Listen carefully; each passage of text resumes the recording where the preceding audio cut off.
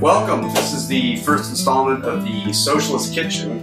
My name is Mike Powelson. I'm running for Congress in the 30th District. I'm campaigning on issues that are important to working and middle-class people, and of course food is very important. And I had this idea about sharing some of these recipes that I like to cook that are very cheap and they're nutritious. And so this is the basis of the Socialist Kitchen, so I hope you enjoyed this. There's a couple of principles I always try to go by in cooking. The first one is that the ingredients have to be cheap. If they're expensive, I don't really enjoy a meal, even if it tastes wonderful. The second rule I have is that the ingredients have to be readily available.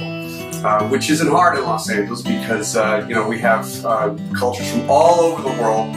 The third rule is you have to be able to cook your meal using common kitchen utensils, so you don't have to go out and buy special expensive things just to make one dish.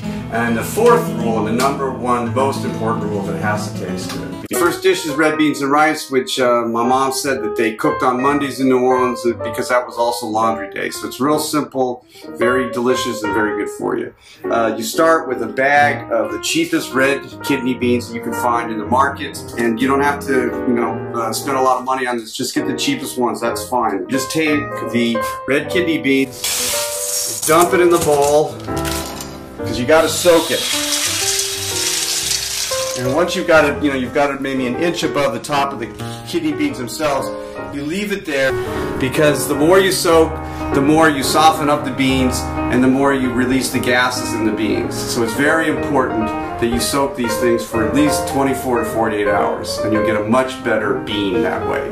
Alright, so now you've had them soaking, and this has been 2 days of these beans soaking, and you can see that there's this white stuff that floats to the top there, and that means that you're ready to drain these beans, rinse them off, and put them on the oven to cook them. Okay, so now I got the beans are strained, and what you do is you put them into the pot like that, and you pull that up, turn it on, and the first thing you do is cut up your garlic, because garlic is very important. So some people put the garlic in a garlic press. I don't. I just smash it. Usually 3 cloves of garlic is about right. My mom taught me a lot about cooking because she grew up in New Orleans and she was from a very poor family. She told me that when she was a kid, that after a downpour, poor kids, black and white, would go through the streets of New Orleans and they'd have these paper bags and they'd be picking up what they called mud bugs, which are crawdads, or crawfish. They would make crawfish etouffee, and the wealthy of New Orleans thought that was disgusting. That they looked at these crawfish or mud bugs as almost like, dirty insects or rodents or something. But now, it's served at the finest restaurants in New Orleans. So, garlic's scrunched up, and now we got to put it into the pot, and then what you want to do is give it salt. There's a lot of beans, so you can use the big salt shaker. I like the ground pepper. It really is that simple. The cheapest Italian seasonings you can find. I've gone through all of the ones, and I used to mix separately like the oregano and all the dried parsley. I just get basic Italian seasoning thing. It's real cheap. The cheaper the better. And you just coat it, sort of cover the top of the water with it, just like that. And there's nothing that olive oil can't make taste a little better. So I put in about a half a tablespoon or tablespoon of olive oil in there. Final, and this is the subject of much controversy, I like it hot, baby. That's that cayenne pepper there, because I gotta get my friends to eat this stuff. I don't put as much in as I would, so I just put a little pinch there, see, of that cayenne. But even that, sometimes I'll have people go, oh, your food's too hot. All you do is cover and let it come to a boil. And once it's boiling, you mix it up every now and then. You gotta lower the heat and just let it simmer for a couple hours, and it's gonna be delicious. Now I'm gonna make the rice. And I have a few little tricks that I use to make the rice. So you start with a pot. You start by heating up the pot. You use some olive oil again. And what I like to do to make it a little tastier is I have these pine nuts. What I do is once I heat the olive oil up, I'll coat the bottom of the pan with pine nuts, just so it covers it, so you can see there. Right? Let them just brown a little bit, these pine nuts, by mixing. And if the heat is too high, I'll burn them. But you just want to cook them a little bit Okay, so now the pine nuts have been browned, as you can see there. What I do is then I take a cup of basmati rice, you know, put it in before I put the water in there. See, you got to mix that one up like that. And then I learned this from my uncle's Nicaraguan wife, who she was the one that apparently in Central America they like to brown the rice just a little bit under a flame before they actually add the water. Right, so see how that's mixed in there. And what I do is I get the hot water going over here. And so with 1 cup of rice, 2 cups of water. 1, 2, and then I add just a little more, you know, so that the pine nuts might absorb some of that water too.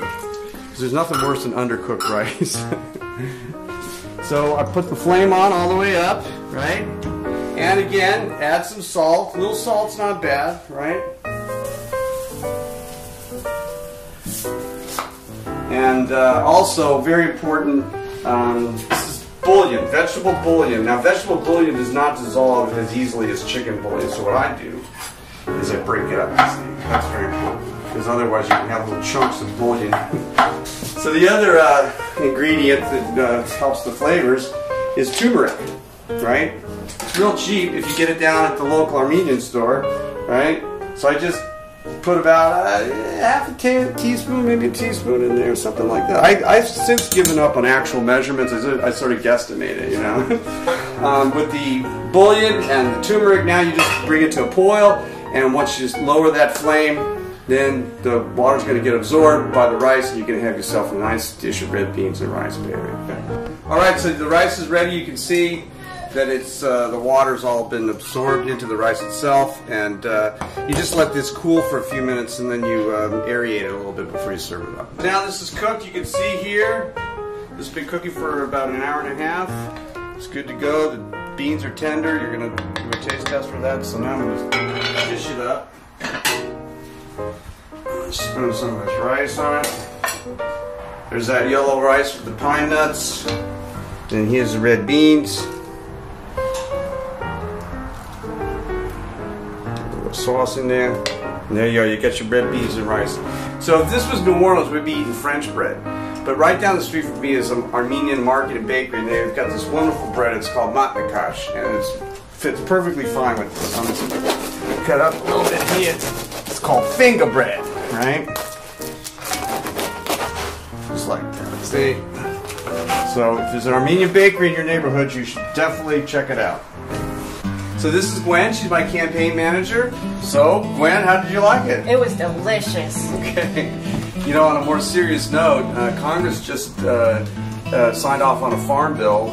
Barack Obama signed this off, and Congressman Brad Sherman, and they're going to cut food stamps. I mean, they're literally taking food out of kids' mouths. Meanwhile, you know, we're giving some $55 billion every month to Wall Street. It's absolutely outrageous. But anyway, this is my first installment of the Socialist Kitchen, where the food is always cheap, it's always delicious, and it's always shared.